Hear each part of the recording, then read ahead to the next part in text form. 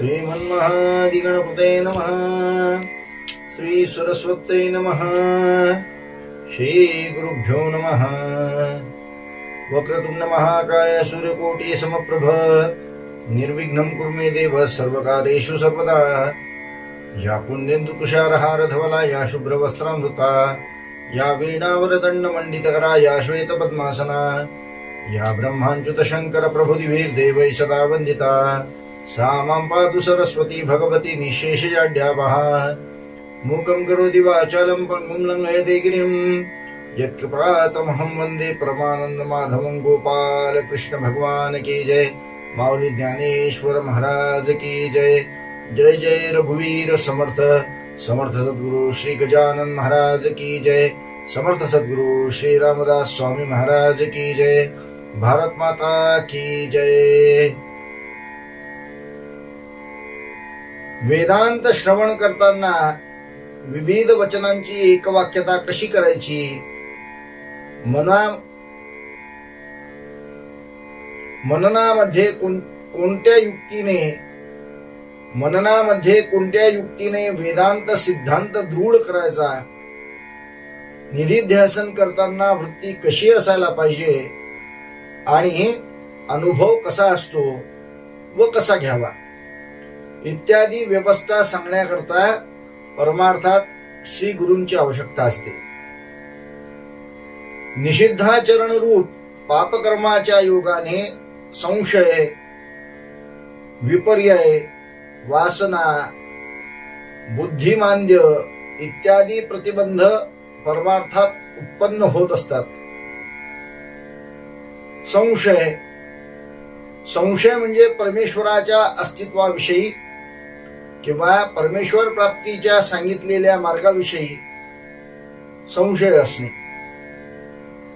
विपर्यय म्हणजे मी देह आहे अशी बुद्धी असणे. वासना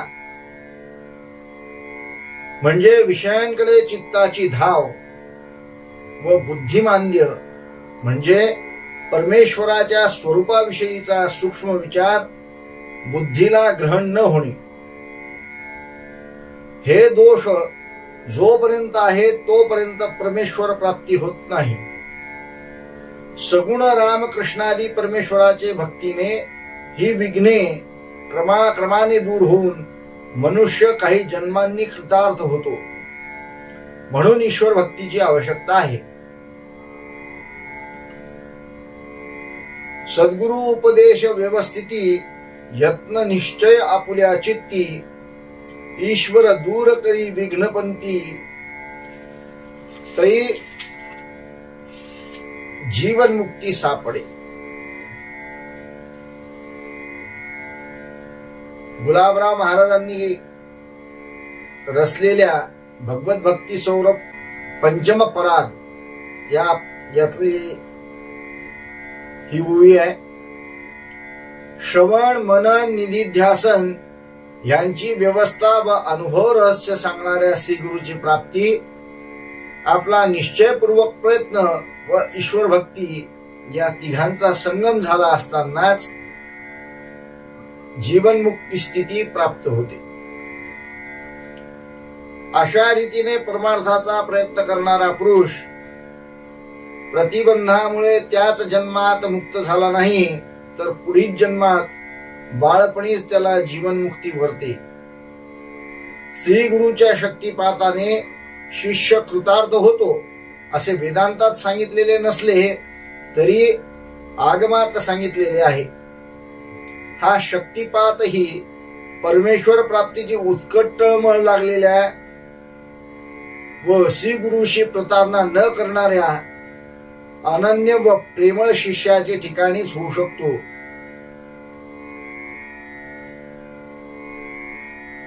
याचे पुढे योग्य स्थळी सविस्तर निरूपण ज्ञानदेवांनी केलेले आहे, ते आपण बघणार आहोत.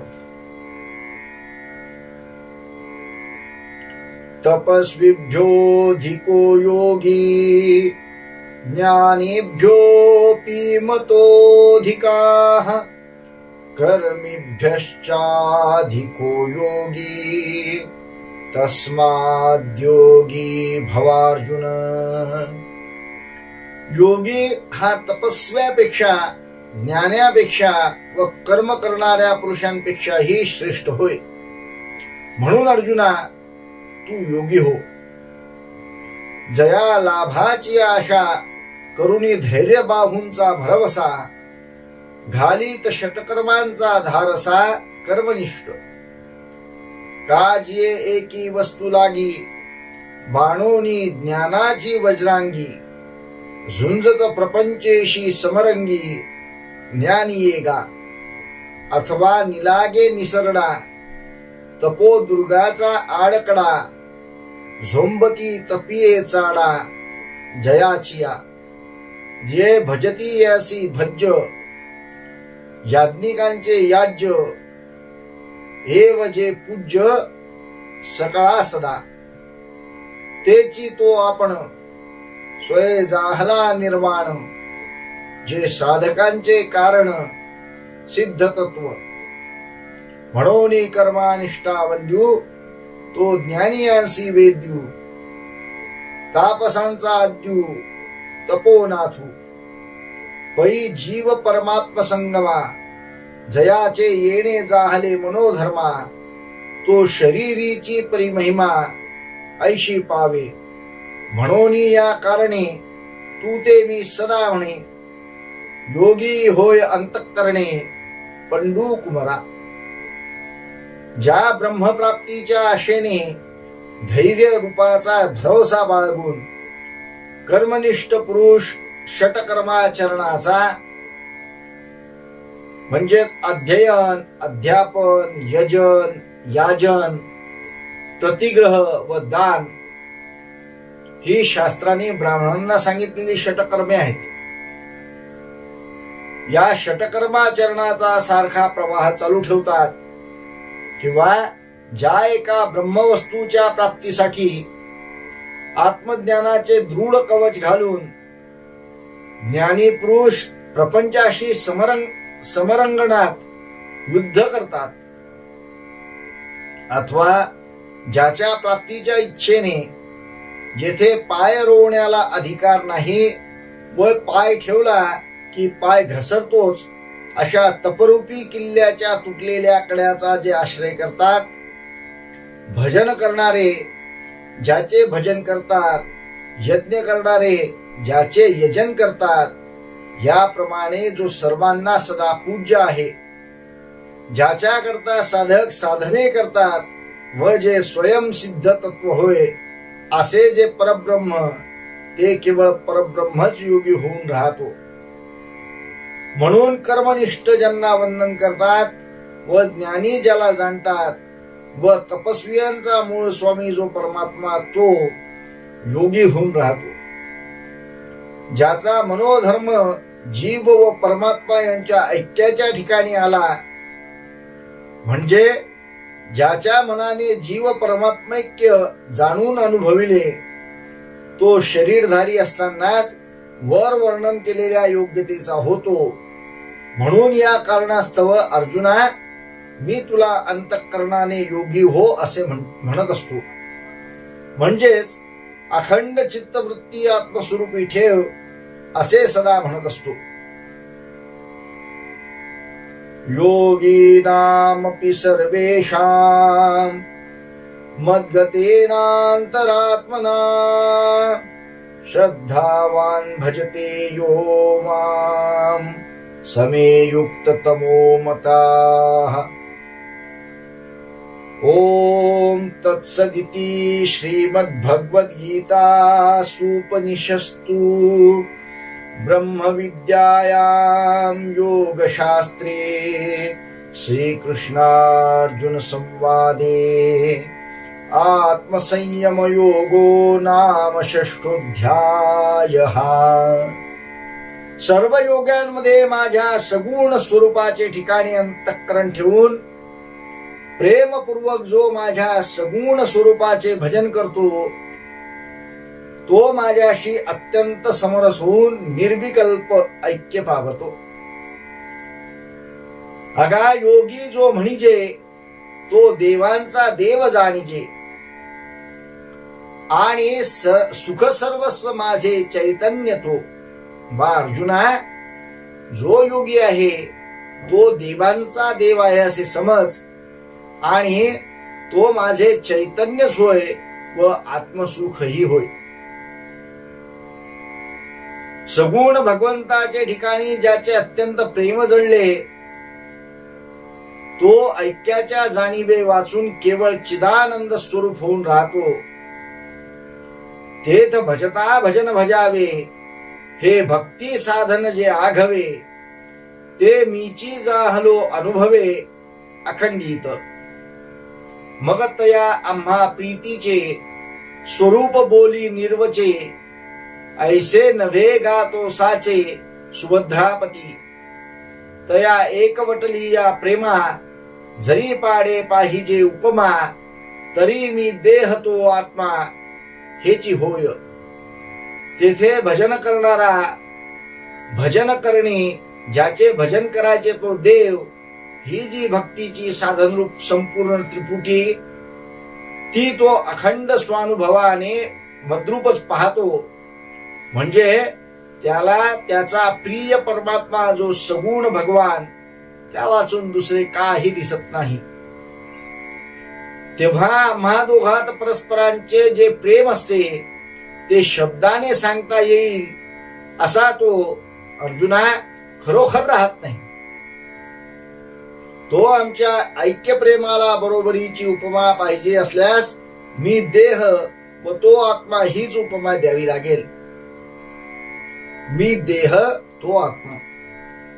योग म्हणजे परमेश्वराच्या ठिकाणी चित्त स्थिर करून त्याचे परमेश्वराशी ऐक्य करणे होय. हे मागे सांगितलेच आहे. कर्मद्वारा परमेश्वराचे ठिकाणी चित्तवृत्ती स्थिर करणे याला कर्मयोग म्हणतात. ज्ञानद्वारा परमेश्वराशी ऐक्य करणे याला ज्ञानयोग म्हणतात. व प्रेमद्वारा परमेश्वराच्या ठिकाणी चित्तवृत्ती स्थिर करणे ह्याला भक्तियोग म्हणतात. सगुण परमेश्वराच्या निस्सीम प्रेमाने केलेल्या भक्तियोगात जाणीवरहित निर्विकल्प ऐक्य होत असल्यामुळे व इतर योगात जाणीव सहित ऐक्य होत असल्यामुळे सर्व योग्यांमध्ये भक्तियोगी युक्ततम होय असे भगवान म्हणतात. आणि श्री ज्ञानेश्वर माऊलींनी मी देह तो आत्मा या चरणाने तोच भाव दाखवलेला आहे. ऐसे भक्त चकोर चंद्रे तेथ त्रिभुवनैक नरेंद्रे, बोलिले गुण समुद्रे संजयो म्हणे. तेथ आधीपासून पार्था, ऐकिजे ऐसीची आस्था, दुनावली हे यदुनाथा भावो सरले. की सावियाची मनी संतोषला, जे बोला अरिसा जोडला, तेने हरिखे आता उपलवला निरूपिल. तो प्रसंगू आहे पुढा, तेथ शांतू दिसेल उघडा, तो पाल विजेल मुडा प्रमेय बीजाचा. जे सात्विकाचे निवडपे, गेले आध्यात्मिक खरपे, सहजे निडारले वाफे चतुर चित्ताचे. वरी अवधानाचा वाफसा, लाधला सोनया ऐसा, म्हणोनी पेरावया धिंवसा. शी निवृत्तीशी ज्ञानदेव म्हणे मी चाडे, सद्गुरूनी केले कोडे, माथा हात ठेविला ते पुढे बीजची वाहिले. संजय म्हणतो, राजा धृतराष्ट्रा, याप्रमाणे भक्तरूपी चकोरांचा चंद्र, अनंत सद्गुणांचा सागर व त्रैलोक्याचा स्वामी जो भगवान श्रीकृष्ण, तो अर्जुनाला म्हणाला. प्रथमपासूनच अर्जुनाला निरूपण ऐकण्याची आवडी होती. ती आवडी माझ्या मुखाने निरूपण ऐकल्यावर आणखी दुप्पट वाढली आहे असे भगवंताला दिसून आले. किंवा माझ्या निरूपणाला अर्जुन हा आरसा झाला. आरशामध्ये जसे प्रतिबिंब पडते तसे मी जे निरूपण करतो ते तसेच्या तसेच अर्जुनाच्या अंतःकरणात बिंबते. हे पाहून भगवंताला फार संतोष वाटला. आता पुढे त्या आनंदाने उचंबळून जाऊन भगवान निरूपण करतील. तो प्रसंग पुढे असून त्यात ज्ञान निरूपण म्हणजे शांतरस इतका स्पष्ट दिसेल की ते सिद्धांत रूपी प्रमेयाला अंकुर उत्पन्न करील. म्हणजेच अंतःकरणात वेदांत सिद्धांताचा पूर्ण प्रकाश पडेल. कारण शांतरसातील सात्विक गुणांच्या वृष्टीमुळे अंतःकरणातील वासनारूपी आध्यात्मिक तापांची ढेकळे विराली आणि श्रोत्यांच्या विवेक संपन्न चित्ताचे वाफे तयार केले. त्यात पुन्हा एकाग्र चित्ताने श्रवण करण्याची सोन्यासारखी त्याला ऊन मिळाली. म्हणून श्री निवृत्तीनाथांना पेरण्याचा हुरूप वाटतो. श्री ज्ञानेश्वर महाराज म्हणतात, मी बीज पेरण्याचे चाडे आहे. श्री निवृत्तीनाथांनी असे काही नवल केले की त्यांनी माझ्या डोक्यावर जो हात ठेवला ते माझ्या अंतःकरणात सिद्धांत रूपी बीजच घातले. श्री ज्ञानेश्वर महाराजांनी अमृतानुभव ग्रंथातील मंगलाचरणाच्या गुरुरित्याख्या लोके विद्या साक्षात द्विशांकरी या श्लोकात श्री गुरु म्हणजे साक्षात ब्रह्मविद्या होय असे म्हटले आहे. श्री गुरु आपल्या शिष्यावर त्याच्या अनन्य सेवेने व अनन्य प्रेमाने प्रसन्न होऊन जेव्हा डोक्यावर हात ठेवतात तेव्हा साक्षात ब्रह्मविद्या रूपाने म्हणजे अहम ब्रह्मास्मी या वृत्ती रूपाने शिष्याचे अंतःकरणात प्रकट होतात. अहम ब्रह्मास्मी ही ब्रह्मविद्या सर्व अद्वैत सिद्धांताचे बीज आहे. शिष्याचे अंतःकरणात अहम ब्रह्मास्मी या विद्यावृत्तीने श्री गुरु राहत असून तेच बाहेर निरुपाधिक सगुण साकार रूपाने शिष्याला प्रतीत होतात. म्हणून येणे मुखे जे जे निघे ते संतांच्या हृदयी साचची लागे. हे असो सांगो श्रीरंगे बोलिले जे परी ते मनाच्या कानी ऐकावे बोल बुद्धीच्या डोळा देखावे. हे साठो वाटी घ्यावे चित्ताचिया अवधानाचे निहाते नेयावे हृदयांतवते. हे रिझवितील आयणी ते सज्जनांचे हे स्वहिता ते निभविती परिणामा ते जीवविती सुखाची वाहविती लाखोली जीवा. आता अर्जुनेसी मुकुंदे नागर बोली जेल विनोदे ते ओवियेचे प्रबंधे सांगेन मी. इति श्री ज्ञानदेव विरचितायाम भावार्थ दीपिकायाम षष्ठोध्यायः. श्री ज्ञानेश्वर माऊली म्हणतात की म्हणूनच या माझ्या मुखावाटे जे बोलले जाते ते संत श्रोत्यांच्या हृदयाला खरे वाटते म्हणजे सिद्धांत भूतच वाटते. हे आता असो, पुढे श्री भगवंतांनी काय सांगितले तेच सांगतो. पण ते मनाच्या कानांनी ऐकावे म्हणजे संपूर्ण मन एका कर्णेंद्रियाचे ठिकाणी आणून ऐकावे आणि माझे बोलणे बुद्धीच्या डोळ्यांनी पाहावे म्हणजे अर्थाकडे दृष्टी द्यावी किंवा बोल ऐकल्याबरोबर बुद्धी अर्थाकार व्हावी. हे सर्व चित्ताच्या मोबदल्यात व्हावे म्हणजे चित्त मला देऊन त्याच्या मोबदल्यात माझ्या बोलण्यातील अर्थ घ्यावा. अत्यंत एकाग्रतेने श्रवण करावे. एकाग्र अंतःकरणाचे हाताने हे माझे बोल हृदयात नेऊन ठेवल्यास संत जनांची ब्रह्मानुभवाची इच्छा सफळ होईल.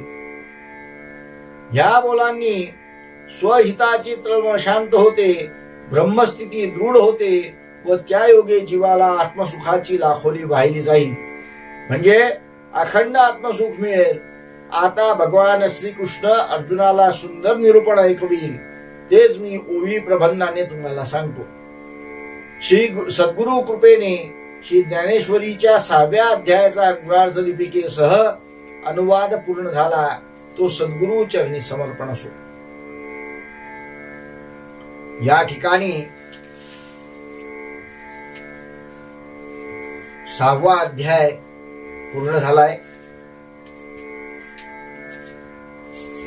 ज्ञानेश्वरीतील हा 6वा अध्याय म्हणजे जीवाचे मूळ स्वरूप जे ब्रह्म त्याचा प्रत्यक्ष साक्षात्कार करून घेण्याचा मार्ग होय. वास्तविक ब्रह्मस्थिती ही शब्दाने सांगण्यासारखी नाही. तरी श्री ज्ञानेश्वर माऊलींनी अत्यंत सुरस व सूक्ष्मार्थ रूप ब्रह्माचा अंतःकरणात बोध उत्पन्न होईल अशा कोमल व अनुभवाने भरलेल्या शब्दांनी प्रेमळ व एकाग्र चित्तांच्या श्रोत्यांना योगाने निरूपण करण्याची प्रतिज्ञा केली आहे. कोमल शब्दाचे योजनेने चित्त शब्दाकडे ओढले जाते व ब्रह्मासारखा सूक्ष्म अर्थ ग्रहण करण्याला योग्य ते असे चित्त बनते. कर्मयोग व संन्यास यांच्या अंतर्दृष्टीने ऐक्य नुसते कर्म करणारा कर्मयोगी नव्हे व अग्नीचे विसर्जन करून कर्म सोडले म्हणजे संन्यासी झाला असाही अर्थ नाही. भगवंताचे ठिकाणी चित्त स्थिर करून कर्मानुष्ठान करणाऱ्याला कर्मयोगी ही सद्य आहे. पण विषयात आसक्त असलेले चित्त जोपर्यंत विषय सुखाची निःशेष इच्छा सोडत नाही तोपर्यंत ते भगवंताचे ठिकाणी स्थिर होत नाही. म्हणून कर्मयोगी होण्याकरता निःशेष विषय कामना सुटली पाहिजे. त्याचप्रमाणे खरोखर कर्मसन्यास होण्याकरता माझ्या सच्चिदानंद आत्मस्वरूपाचे ठिकाणी कर्म नाही व कर्तृत्व नाही, मी कर्म व कर्तृत्व याहून साक्षी स्वरूप अत्यंत निराळा आहे असे ज्ञान झाले पाहिजे. हे ज्ञान होण्याकरता आत्मस्वरूपाचे ठिकाणी चित्तवृत्ती स्थिर झाली पाहिजे व आत्मस्वरूपाचे ठिकाणी चित्त स्थिर होण्याकरता विषय सुखाकरता बाहेर विषयाकडे धावणाऱ्या चित्तातून विषय सुखाची किंवा कर्मफळाची इच्छा समूळ नाहीशी झाली पाहिजे. म्हणजे कर्मयोगी व संन्यासी या दोघांच्याही ठिकाणी असलेली निःशेष विषय सुखाची कामना नाहीशी झाली पाहिजे. विषय कामना रहित चित्त झाले असता चित्त परमेश्वराच्या ठिकाणी स्थिर होते व योगी व संन्यासी हे दोघेही आपल्याला कर्म व कर्तृत्व याहून निराळे पाहतात. सर्व कर्म संन्यासी होतात. सर्व कर्म संन्यास याचा अर्थ देहाचे ठिकाणी कोणतेही कर्म न होणे असा नसून शरीर मन इंद्रिये याची कर्मे होत राहिली तरी मी त्या सर्व कर्माहून व कर्तृत्वाहून निराळा आहे, माझ्याशी त्याचा काही संबंध नाही असा अनुभव येईल. परमेश्वर जसा कर्म करून अंतरप्रतीतीने सर्व कर्म संन्यासी असतो तसाच कर्मयोगी व संन्यासीही कर्म करीत असताना दिसला तरी सर्व कर्म संन्यासी असतो. सर्व काम परित्यागे च सर्व कर्म संन्यासः सिद्धो भवति.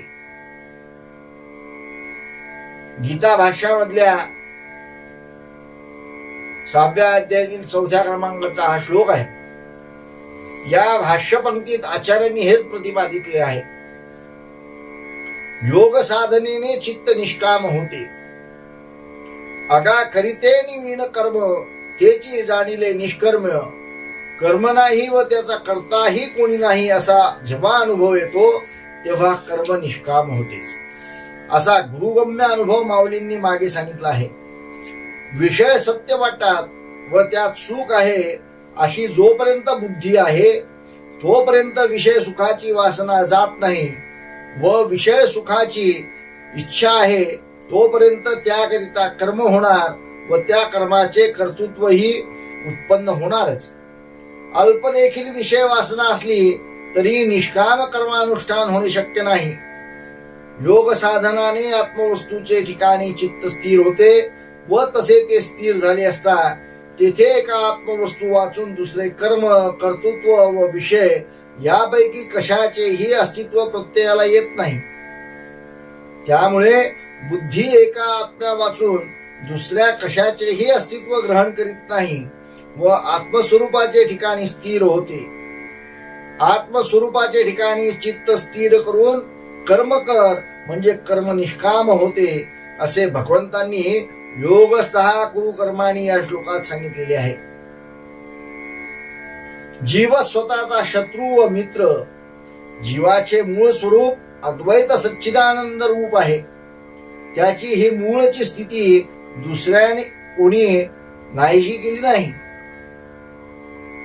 त्यानेच स्वतःच्या त्या सच्चिदानंद रूपाहून आपल्या निराळेपणाची कल्पना केली व त्या निराळेपणाचा अहंकार धरला, म्हणून ती त्याची मूळची सच्चिदानंद स्थिती त्याला प्रतीत होत नाही. अशा रीतीने तोच आपला शत्रू बनला. पुन्हा ही कल्पना सोडून दिल्यास तोच आपल्या पूर्वपदावर आरूढ होतो. अनंत जन्मातल्या दृढ संस्कारामुळे केलेली विपरीत कल्पना लवकर सुटत नाही. म्हणून योगाभ्यासाने आपल्या मूळ स्वरूपाचा प्रत्यय आल्यावर ती कल्पना नाहीशी होते.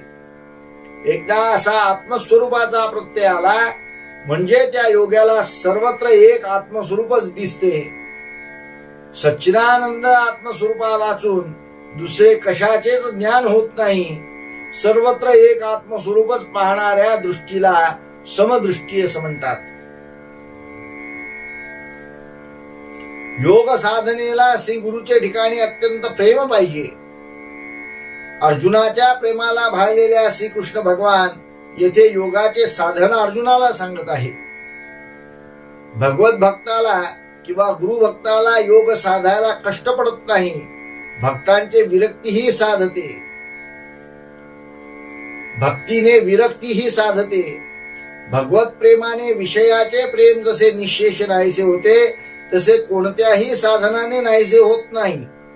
म्हणून भगवत भक्त अर्जुनाला योग साधन सांगितले तर वाया जाणार नाही असे भगवंताला वाटले.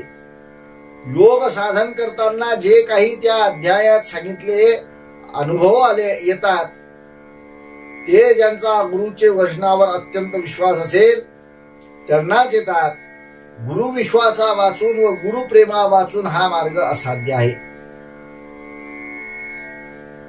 योगाभ्यास याकरता एकाग्र पवित्र व रमणीय स्थळाची आवश्यकता आहे. तेथे सांगितल्याप्रमाणे अभ्यास करण्याकरता अत्यंत प्रेमाने श्री गुरुचे चिंतन करून आसन मांडावे लागते. त्या आसनाने शरीराचे ठिकाणी जे योगाचे कार्य होते त्यामुळे खाली वर मध्ये असे 3 बंध पडून प्राणवायूचा बाहेर पडण्याचा मार्ग बंद होतो व बाहेरचे सर्व विसरले जाते. देहावर वृत्ती येत नाही. कोंडेला प्राणवायू अत्यंत क्षुब्ध होऊन सर्व शरीर ढवळून काढतो व मृत्यूचे भय दाखवतो. पण श्री गुरुच्या विश्वासाने तेवढेही सहन करण्याचे धैर्य येते.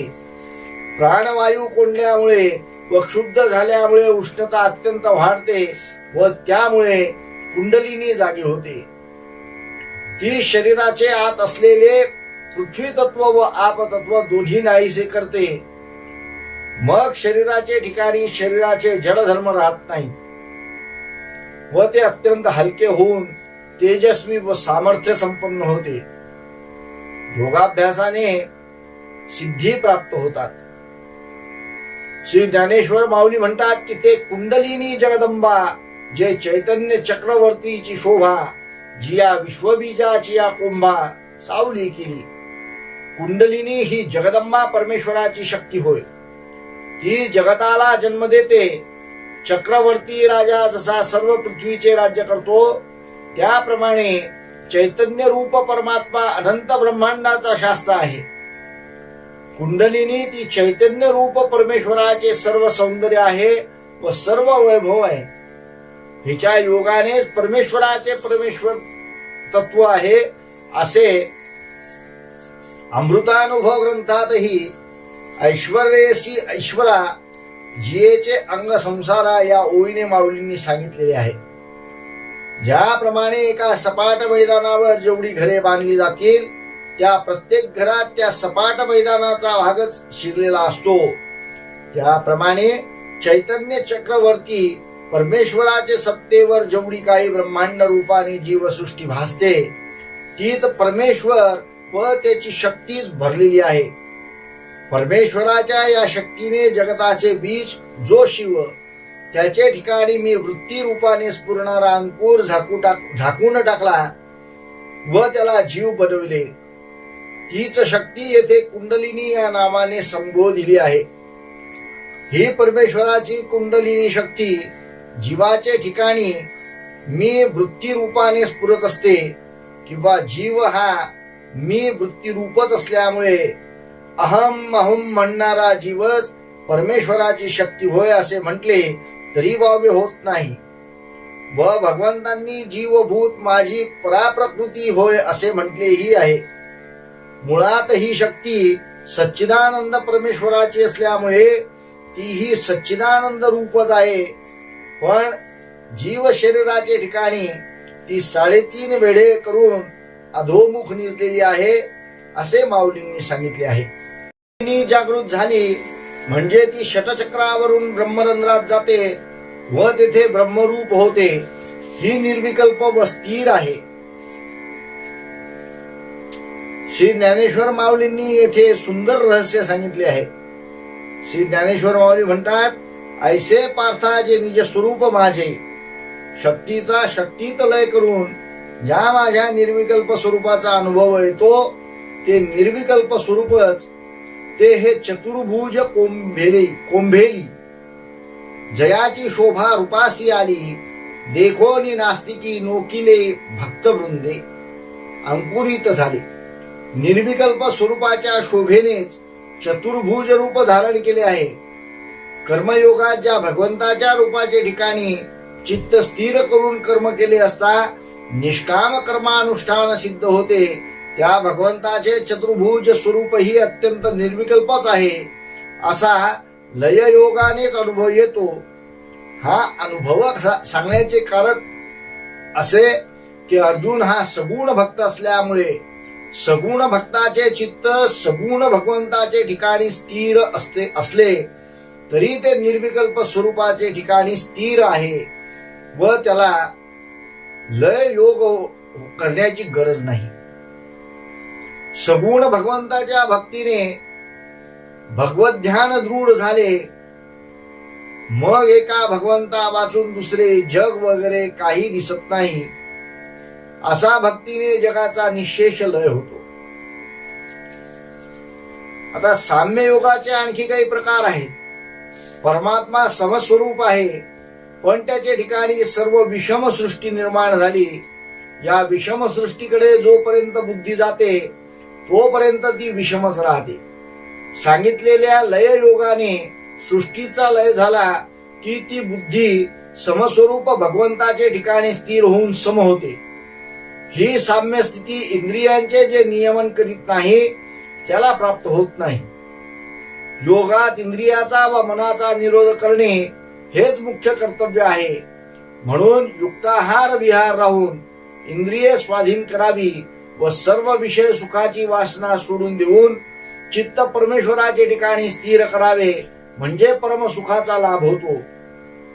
हा अभ्यास हळूहळू सावकाश करीत राहिले असता मन वश होते किंवा सर्व भूताचे ठिकाणी एक परमेश्वरच भरला आहे व ती भूते परमेश्वर सत्तेवरच कल्पनेने भासतात अशी दृष्टी केली तरी चित्त परमेश्वराच्या ठिकाणी स्थिर होते.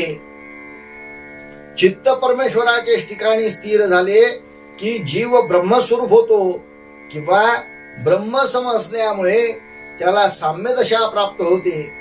सर्व भूतांच्या ठिकाणी परमात्मा एक रूप आहे अशी दृष्टी ठेवली असताही बुद्धीला साम्यदशा येते किंवा आपल्याप्रमाणेच सर्व जीवालाही सुख दुःख होते हे अखंड चित्तात वागविले असताही समदृष्टी होते. मीच सर्व सृष्टी रूप झालो आहे म्हणून सुखदुःखादी काही एक माझ्याहून भिन्न नाहीत असे जो अखंड पाहतो त्याची ही समदृष्टी होते. योगाभ्यास करीत असलेल्या पुरुषाला योगस्थिती न होताच मरण आले तरी त्याचा मार्ग सुटत नाही. पुढल्या जन्मी त्याला भगवत कृपेने तो अभ्यास सहज साध्य होतो म्हणजे योग सिद्धी होईल अशी सर्व सामुग्री प्राप्त होते. कितीही जन्म गेले किंवा लागले तरी परमार्थ मार्गाला म्हणजे परमेश्वर प्राप्तीच्या मार्गाला निश्चयपूर्वक लागलेल्या पुरुषाचा प्रत्येक जन्मातील प्रयत्न उपयोगी पडतो. कोणताच सत्प्रयत्न वाया जात नाही. कर्म करणारा तपस्वी शाब्दिक ज्ञानी या सर्वांपेक्षा ज्याने आत्मस्वरूपाचे ठिकाणी चित्त स्थिर करून प्रत्यक्ष ब्रह्मसुखाचा अनुभव घेतला तो श्रेष्ठ होय. आणि आत्मस्वरूपाचे ठिकाणी चित्त स्थिर करून ब्रह्मसुख अनुभवण्याचे जेवढे मार्ग आहेत त्या मार्गाने जाणाऱ्या सर्व योगांपेक्षा सगुण भगवंताचे ठिकाणी ज्याचे प्रेम बसले व त्या प्रेमानेच सर्व काही साधते अशी श्रद्धा ठेवून जो अहिर्निश भगवंताचे भजन करतो त्याचे चित्त अत्यंत निर्विकल्प अशा साम्य दशेला प्राप्त होत असल्यामुळे तो सगुण भक्त सर्व योग्यात श्रेष्ठ व भगवंताशी अत्यंत एकरूप झालेला होय. श्रीमद सद्गुरु श्री ज्ञानेश्वर महाराज अर्पणमस्तु. या ठिकाणी आपला 6वा अध्याय समाप्त झाला. गोपाल कृष्ण भगवान की जय. माऊली ज्ञानेश्वर महाराज की जय. जय जय रघुवीर समर्थ.